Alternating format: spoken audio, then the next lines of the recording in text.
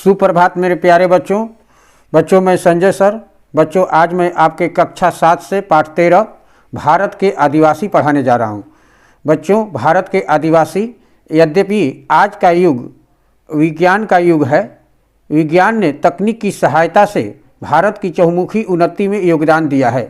Computer और internet ने दुनिया को बहुत छोटा बना दिया है, लेकिन इस चमचमाती दुनिया में आज भी हमारे देश में कुछ इलाके ऐसे हैं जहां लोग अभी भी प्रगति की दौड़ में काफ़ी पीछे हैं। वे अभी भी प्रकृति के खुले वातावरण में पहाड़ों और जंगलों के बीच जी रहे हैं। इन्हें आदिवासी कहा जाता है। इस पाठ में उनके बारे में ही बताया गया है। तो बच्चों इस पाठ को आप लोग 1-2 बार अच्छे ढंग से पढ़ लीजिएगा ताकि सभी चीज़ें समझ में आ जाए। मैं केवल इसका सारांश बतला दे रहा हूँ।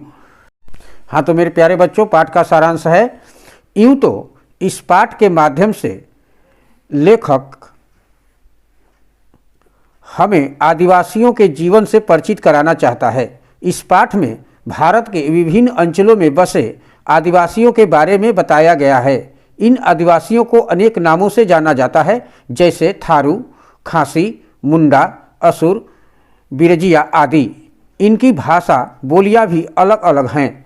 झारखंड के मुंडा जनजाति के लोग मुंडारी में बातचीत करते हैं। संथाली और असुर समुदाय के लोग संथाली और असुर बोली में बातचीत करते हैं। आदिवासियों के अपने पर्व हैं, उनके अलग अलग रीति रिवाज हैं। छत्तीसगढ़ की जनजातियों में विवाह के लिए गोल गधेड़ की प्रथा प्रचलित है। इसमें नवयुवक को खंभे पर चढ़कर नारियल तोड़कर लाना होता है। असुर समुदाय में विवाह योग्य युवती की घर बनाने की कला परखी जाती है। इनके अंतिम संस्कार की अपनी अलग प्रथा है। आदिवासी प्रकृति के बीच रहते हैं। ये सिंह बोंगा यानी सूर्य की उपासना करते हैं। इनके लोक नृत्य भी प्रसिद्ध हैं। ये जीवन यापन के लिए खेती, पशुपालन, लकड़ी काटना, रस्सी बुनने का काम करते हैं। सरकार इनके उत्थान के लिए प्रयास कर रही है। आइए बच्चों, अब मैं प्रश्न और अभ्यास की ओर चलता हूँ। बच्चों सबसे पहले है मौखिक प्रश्न। निम्नलिखित प्रश्नों के उत्तर संक्षेप में दीजिए। प्रश्न संख्या 1 है, इस पाठ में किनके बारे में बताया गया है? उत्तर है, इस पाठ में भारत के आदिवासियों के बारे में बताया गया है। प्रश्न संख्या 2 है, आदिवासी लोग सामान्य लोगों से किन रूपों में भिन्न हैं? उत्तर है, आदिवासी लोग अभी तक पुराने रीति रिवाजों परंपराओं में जीते हैं। वे अभी तक विज्ञान के चमत्कारों से अनजान हैं। प्रश्न संख्या 3 है, आदिवासियों को अन्य किस नाम से पुकारा जाता है? उत्तर है, आदिवासियों को थारू, खासी, मुंडा, असुर, बिरजिया आदि नामों से पुकारा जाता है। प्रश्न संख्या 4 है, झारखंड में कौन सा नृत्य प्रदर्शित किया जाता है? उत्तर है, झारखंड में छऊ नृत्य प्रदर्शित किया जाता है। लिखित प्रश्न है बच्चों, जिसे हम दीर्घ उत्तरीय प्रश्न कहते हैं। निम्नलिखित प्रश्नों के उत्तर लिखिए। प्रश्न संख्या 1 है, आदिवासी समुदाय के लोग देश के किन किन राज्यों में मिलते हैं? उत्तर है, आदिवासी समुदाय के लोग छत्तीसगढ़, उड़ीसा, पश्चिम बंगाल, झारखंड, असम, मेघालय, अंडमान निकोबार, मिजोरम, नागालैंड, अरुणाचल, उत्तराखंड आदि राज्यों में मिलते हैं। प्रश्न संख्या 2 है, झारखंड में किन किन जनजातियों के लोग मिलते हैं? ये आपस में किस भाषा का प्रयोग करते हैं? उत्तर है, झारखंड में मुंडा, उरांव, खड़िया, संथाली और असुर जनजाति के लोग मिलते हैं। ये आपस में क्रमशः मुंडारी, उरांव, संथाली और असुर बोली में बातचीत करते हैं। प्रश्न संख्या 3 है, गोल गधेड़े प्रथा क्या है? यह कहाँ प्रचलित है? इस प्रथा के बारे में विस्तार पूर्वक बताइए। उत्तर है, यूँ तो गोल गधेड़े की प्रथा विवाह की एक प्रथा है। यह छत्तीसगढ़ की जनजातियों में प्रचलित है। इस प्रथा में विवाह योग्य नवयुवकों और नव युवतियों को एक स्थान पर एकत्रित किया जाता है। एक बाड़ा बनाया जाता है। नव युवतियाँ बाड़े के भीतर रहती है और नव युवक बाहर बाड़े के बीचों बीच खंभा गाड़कर उस पर नारियल टांग दिया जाता है। जो नवयुवक इस नारियल को तोड़ने में सफल हो जाता है, उसे मनपसंद जीवन साथी चुनने का अधिकार मिल जाता है। इससे नव युवकों की शारीरिक क्षमता की जांच की जाती है। प्रश्न संख्या 4 है, झारखंड के असुर समुदाय में विवाह की कौन सी प्रथा प्रचलित है? इसमें विवाह योग्य लड़की की क्षमता किस प्रकार परखी जाती है? उत्तर है झारखंड के असुर समुदाय में विवाह के लिए युवती की घर बनाने की कला परखी जाती है। ये घर पिरामिड नुमा होते हैं। इन्हें जंगली पत्तों से बनाया जाता है। यदि किसी लड़की के बनाए घर से एक बूंद पानी भी टपक जाता है तब उसे अक्षम मान लिया जाता है। प्रश्न संख्या 5 है, उत्तराखंड की भोटिया जनजाति में किसी की मृत्यु हो जाने पर क्या प्रथा अपनाई जाती है? उत्तर है उत्तराखंड की भोटिया जनजाति में किसी की मृत्यु हो जाने पर मृत्यु स्थल से दरवाजे तक भेड़ की ऊन या उससे बुना ऊनी वस्त्र फैला दिया जाता है। ऐसी मान्यता है कि ऐसा करने से मृतक की आत्मा पुनः उसी घर में आ जाती है। प्रश्न संख्या 6 है, आदिवासी लोग प्रकृति के साथ गहरे रूप से जुड़े रहते हैं, इसका पता किस प्रकार से चलता है? उत्तर है आदिवासी लोग प्रकृति के बीच रहते हैं, प्रकृति की पूजा करते हैं। वे सूर्य, पहाड़ों, नदियों की पूजा करते हैं। इनके त्यौहार भी प्रकृति परक हैं। प्रश्न संख्या 7 है, आदिवासियों ने लोक कलाओं के विकास में महत्वपूर्ण भूमिका का निर्वहन किया है, किन किन रूपों में? उत्तर है यूँ तो आदिवासियों ने लोक कला के विविध रूपों के विकास में अपनी भूमिका का निर्वहन किया है।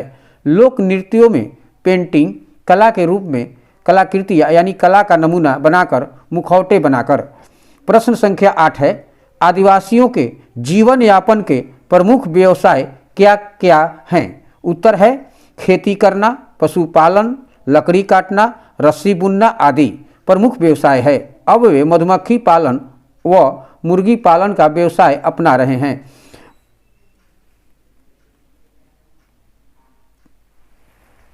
प्रश्न संख्या 9 है, सरकार आदिवासियों का जीवन स्तर सुधारने के लिए क्या क्या उपाय कर रही है? इनसे इनकी स्थिति में क्या सुधार आया है? उत्तर है सरकार आदिवासियों का जीवन स्तर सुधारने के लिए विभिन्न कुटीर उद्योगों में उन्हें शामिल कर रही है, जैसे मधुमक्खी पालन, मुर्गी पालन आदि। इनसे इनके जीवन स्तर में सुधार हो रहा है। अर्थग्रहण संबंधी प्रश्न है बच्चों। निम्नलिखित गद्यांश को पढ़कर पूछे गए प्रश्नों के उत्तर लिखिए।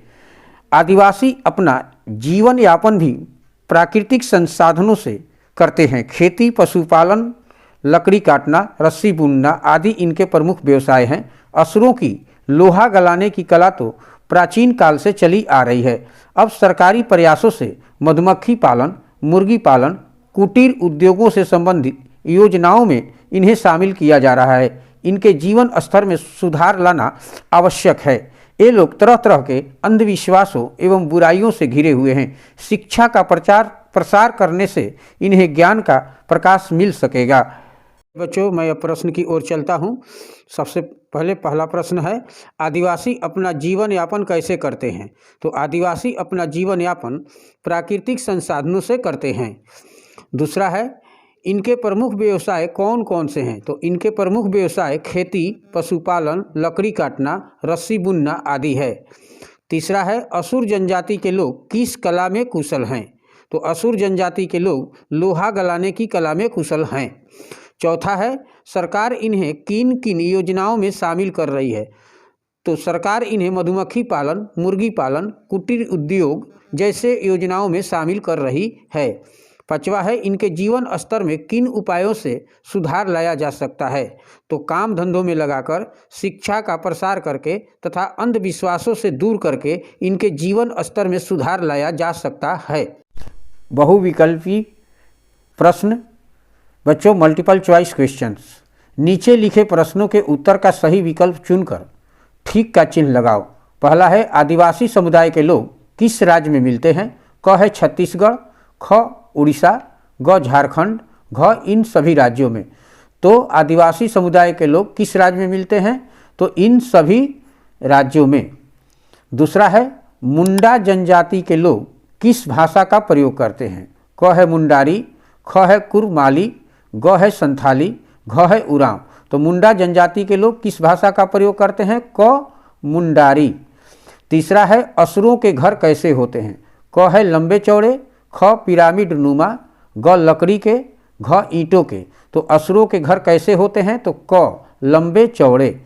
चौथा है, आदिवासी लोग किसकी पूजा करते हैं? क चंद्रमा की, ख सिंह बोंगा की यानी सूरज की, ग पर्वत की, घ नदियों की। तो आदिवासी लोग किसकी पूजा करते हैं? ख सिंह बोंगा की यानी सूरज की। पांचवा है आदिवासियों के लिए सरकार क्या कर रही है? क नौकरियों में आरक्षण दे रही है, ख उन्हें शिक्षित कर रही है, ग उन्हें उद्योग धंधों में शामिल कर रही है, घ उपर्युक्त सभी काम। तो आदिवासियों के लिए सरकार क्या कर रही है? तो उपर्युक्त सभी काम कर रही है। घ रिक्त स्थानों की पूर्ति कीजिए। पहला है भारत के विभिन्न अंचलों के जंगलों और पहाड़ों के बीच रहने वाले लोगों को डैश या डैश के नाम से जाना जाता है। तो भारत के विभिन्न अंचलों के जंगलों और पहाड़ों के बीच रहने वाले लोगों को आदिवासी या जनजाति के नाम से जाना जाता है।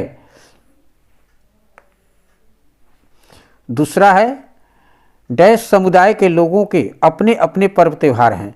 तो आदिवासी समुदाय के लोगों के अपने अपने पर्व त्यौहार हैं। तीसरा है युवतियाँ नारियल तोड़कर लाने वाले युवकों को तरह तरह से डैश करती है। तो युवतियाँ नारियल तोड़कर लाने वाले युवकों को तरह तरह से प्रताड़ित करती है। चौथा है आदिवासी लोग डैश के बीच रहते हैं। तो आदिवासी लोग प्रकृति के बीच रहते हैं। आइए बच्चों, भाषा अध्ययन की ओर मैं चलता हूँ। कुछ शब्द ऐसे हैं जिनका प्रयोग सर्वनाम और विशेषण दोनों रूपों में किया जाता है। जब किसी सर्वनाम का प्रयोग विशेषण के रूप में किया जाता है तब उसे सार्वनामिक विशेषण कहते हैं। बच्चों, यहाँ पर एक उदाहरण दिया गया है, आप इसे देखिए और समझिए। जैसे यहाँ कुछ दिया हुआ है, तो मुझे खाने को कुछ दीजिए और मुझे खाने को कुछ लड्डू दीजिए। तो पहला जो वाक्य है मुझे खाने कुछ दीजिए, इस सर्वनाम में प्रयोग किया गया है, और दूसरा है मुझे खाने को कुछ लड्डू दीजिए, ये सर्वनामिक विशेषण के रूप में प्रयोग किया गया। तो इसी प्रकार नीचे लिखे शब्दों का प्रयोग दो रूपों में करना है। तो सर्वनाम के रूप में करना है और सर्वनामिक विशेषण के रूप में। यहाँ सर्वनाम का ऑप्शन है और यहाँ सर्वनामिक विशेषण है। यहाँ पर दिया हुआ है वे। तो बच्चों, सर्वनाम के रूप में हम इसका प्रयोग कर रहे हैं वे का, वे जा रहे हैं, और सर्वनामिक विशेषण के रूप में मैं प्रयोग कर रहा हूँ वे लोग पढ़ रहे हैं। उसी तरह से थोड़ा है तो सर्वनाम के रूप में होगा थोड़ा दीजिए, और सर्वनामिक विशेषण के रूप में होगा थोड़ा दूध दीजिए। सर्वनाम में होगा बच्चों यहाँ कोई है तो कोई चिल्ला रहा है, और सर्वनामिक विशेषण में होगा कोई बालक रो रहा है। दूसरा है अक्षमता। शब्द अ प्लस क्षमता से मिलकर बना है। इसमें अ उपसर्ग का प्रयोग हुआ है। अ उपसर्ग का प्रयोग करके चार अन्य शब्द बनाइए। आइए बच्चों, अ में हम अगर धर्म जोड़ देते हैं तो क्या हो जाएगा? अधर्म। अ में हम न्याय जोड़ देंगे तो क्या हो जाएगा? अन्याय। अ में अगर हम योग्य जोड़ देंगे तो क्या हो जाएगा? अयोग्य। अ में मान्य जोड़ देंगे तो अमान्य हो जाएगा।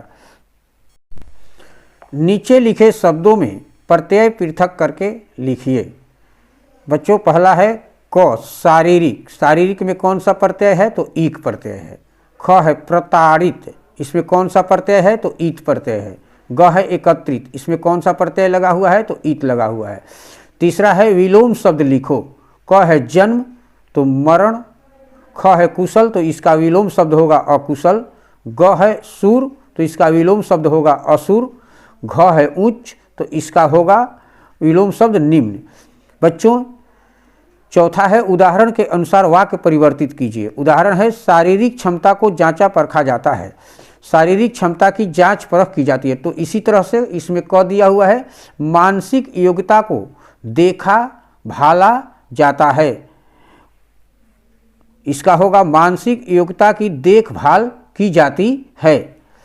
ख है युवतियों के रूप सौंदर्य को जांचा परखा जाता है। युवतियों के रूप सौंदर्य की जांच परख की जाती है।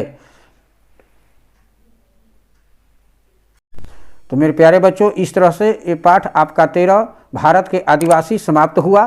तो बच्चों, इस पाठ में शब्द भंडार दिए हुए हैं। जितने भी वर्ड मीनिंग है उसे आप अपनी कार्य पुस्तिका पर अच्छे तरीके से लिख करके उसे याद करते रहिएगा, और जितने भी प्रश्न और अभ्यास है उसे भी अपनी कार्य पुस्तिका पर लिख करके उसे याद करते रहिएगा। थैंक यू मेरे प्यारे बच्चों। मैं संजय सर।